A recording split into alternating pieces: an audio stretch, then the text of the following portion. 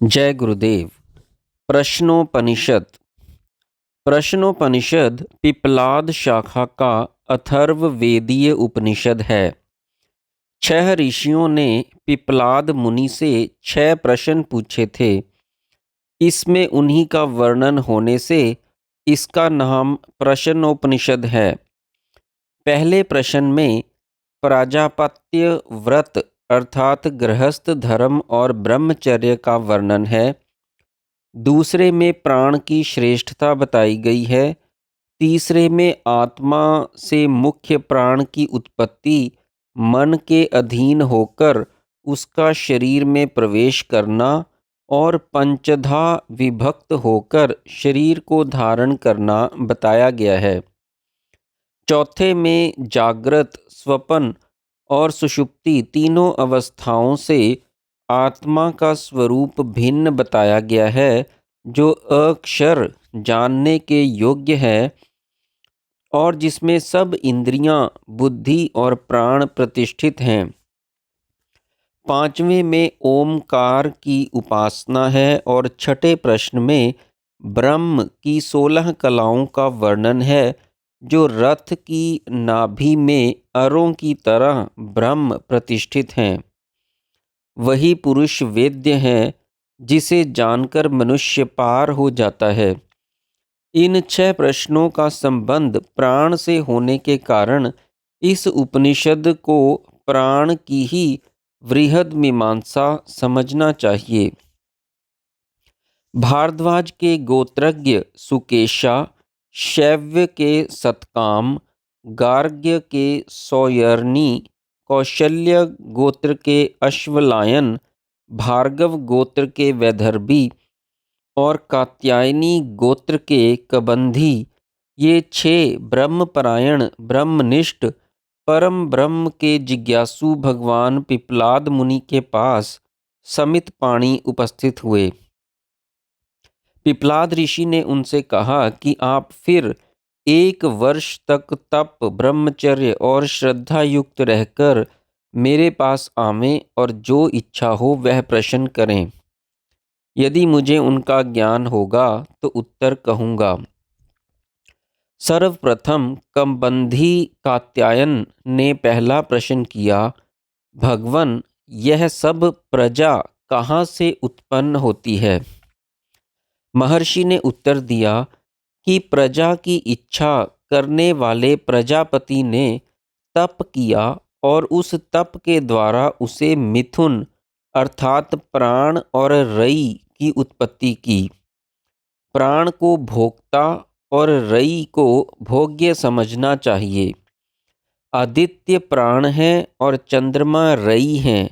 अतः जब आदित्य पूर्व दिशा में उदय होते हैं तो पूर्व दिशा के प्राणों को अपने दिशा में धारण करते हैं। पश्चात जब दक्षिण, पश्चिम, उत्तर, ऊपर, नीचे और अंतर दिशाओं को प्रकाशित करते हैं तो वहाँ के सब प्राणों को अपनी रश्मियों में धारण करते हैं। इसलिए वेद में उसे विश्व रूप प्राण वैश्वानर अग्नि कहा गया है। संवत्सर को प्रजापति तथा उसके उत्तरायण और दक्षिणायण को प्राण और रई माना जाता है। इसी कारण से इष्टापूर्त कर्म दक्षिणायण में किए जाते हैं, जिनकी उपासना प्रजा की इच्छा करने वाले मनुष्य करते हैं और वे चंद्रलोक में जाकर फिर यहाँ जन्म लेते हैं। यही पितृयान रई है, जो उत्तरायण में तप, ब्रह्मचर्य, श्रद्धा और ब्रह्म विद्या द्वारा आत्मज्ञान प्राप्त करके आदित्य लोक तक जय प्राप्त करते हैं। वे प्राण के आयतन अमृत तत्व को प्राप्त होते हैं, इसलिए उनका पुनरावर्तन नहीं होता। फिर महीने को प्रजापति, शुक्ल पक्ष को प्राण और कृष्ण पक्ष को रई कहा गया है। वैसे ही दिन रात को प्रजापति अर्थात दिन को प्राण और रात को रई कहा गया है। इसीलिए जो मनुष्य दिन में रति करते हैं वे प्राणों को नष्ट करते हैं, और जो रात्रि में ही संभोग करते हैं उनका तो ब्रह्मचर्य ही समझना चाहिए। अन्न को प्रजापति और वीर्य को प्राण कहते हैं, जिससे प्रजा उत्पन्न होती है। इसलिए जो इस प्रजापात्य धर्म का आचरण करते हैं वे पुत्र और कन्या रूपी मिथुन का उत्पादन करते हैं।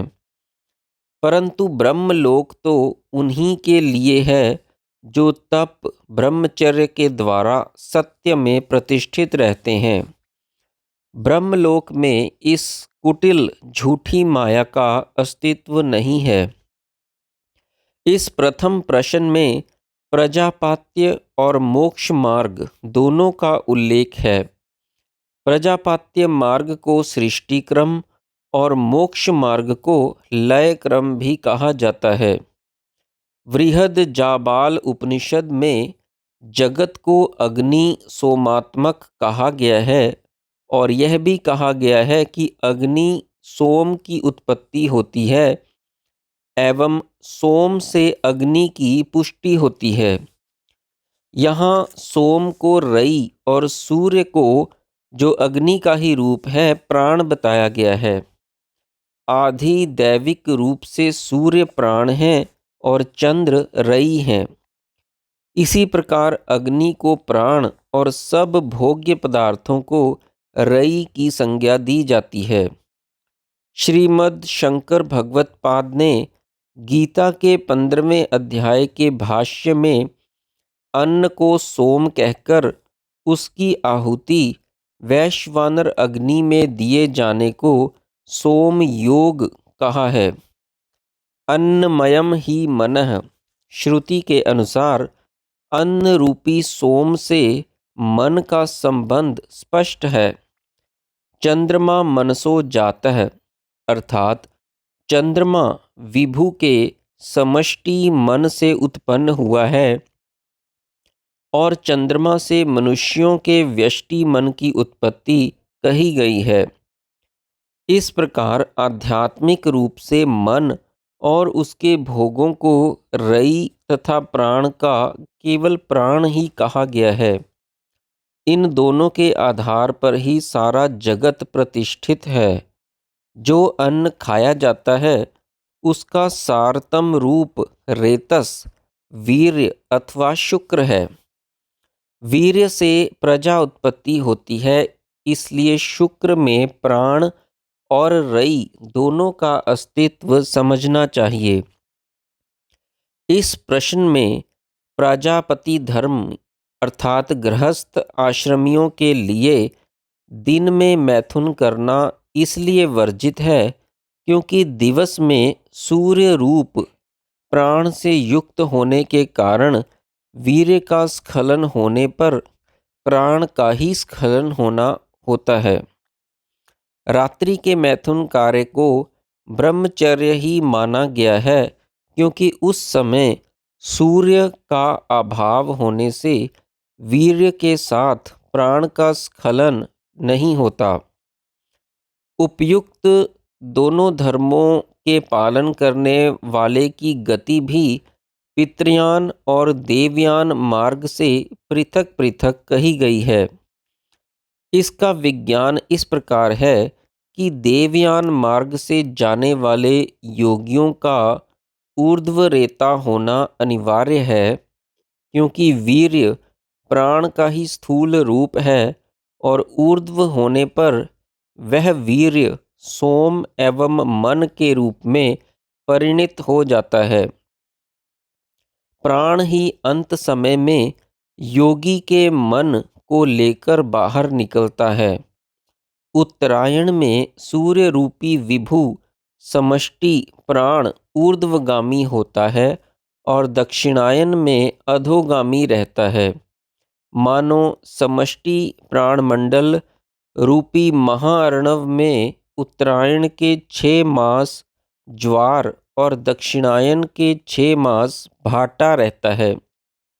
इसलिए उत्तरायण में योगियों का अणु प्राण विभु समष्टि प्राण की सहायता से आसानी से ऊर्ध्वगामी होकर सूर्यमंडल का वेद करता है।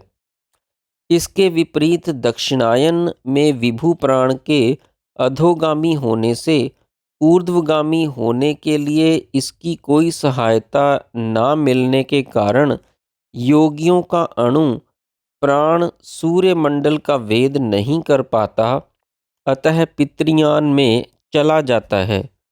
जय गुरुदेव।